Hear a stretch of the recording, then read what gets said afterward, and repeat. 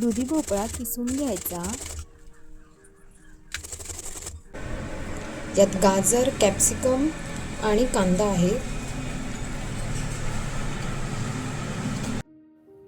त्यात कोथिंबीर, तुमच्या आवडीचे मसाले, सफेद तीळ आणि मीठ घालून मिक्स करू. नंतर त्यामध्ये बेसन आणि थोडं तांदळाचं पीठ घालून मिक्स करून घेऊ.